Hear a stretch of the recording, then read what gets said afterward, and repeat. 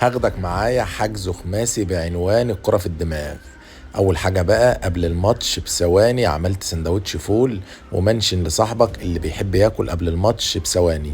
دخلنا الملعب، طبعا ده اللورد المصري الشهير بعمرو زكي، والكرة كده بقى ايه في خط الدفاع قطعتها، وكرة تانية برضه قطعتها كده. بقى بدأنا الماتش كده ايه، دفاع كده وهجمة مرتدة. هنا بقى الأستاذ أحمد بيفكرنا بإيه، بأيام الزمن الجميل.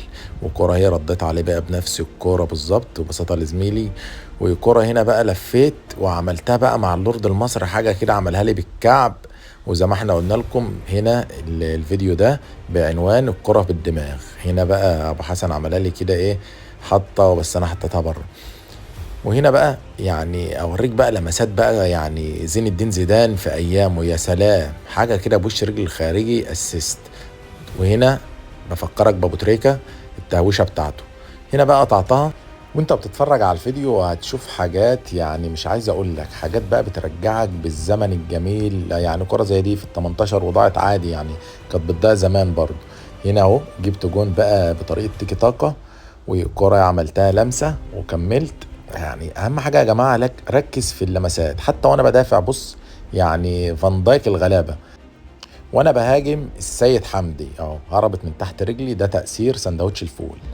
واعمل منشن لصاحبك اللي بيحب ياكل قبل الماتش. شفنا شمسية كده اهي جميلة وحاجة كده بس قلشت. هنا بقى برجع الكورة بصدر الحارس، والكورة بقى ايه على الطاير كده، بس خفت لا يحط رجله ويحصل اصطدام. هنا بقى هعمل ايه؟ طبعا مش هعمل حاجة، هرجع. يا سلام، الله ينور. وهنا بقى يعني فتح برجل كده بطريقه زين الدين زيدان، ورايح اهو هجمه مرتده وهيحطها لي بالعرض، لكن يعني هفنش كده بطريقه باسم مرسي.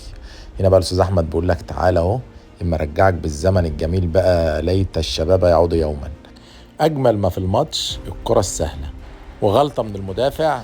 وهنا بقى برضه بيقول لك اللي بيغلط قدامي انا لازم اعاقبه. هدف جميل جميل بغلطه من الدفاع بيبصها له. وتعالى بقى اما اقول لك بقى، شوف بقى الهدوء والاستقرار بعد ما الواحد نزل يجي 5-6 كيلو مية عرق طبعا. وبما اننا قلنا الكرة في الدماغ، شوف بقى اللورد المصري بقى الشهير بعمرو زكي، يعني حاجة كده في منتهى الحلاوة. يعني تقولش بيلعب ورا وائل الأباني، يا سلام عليك والله يا لورد.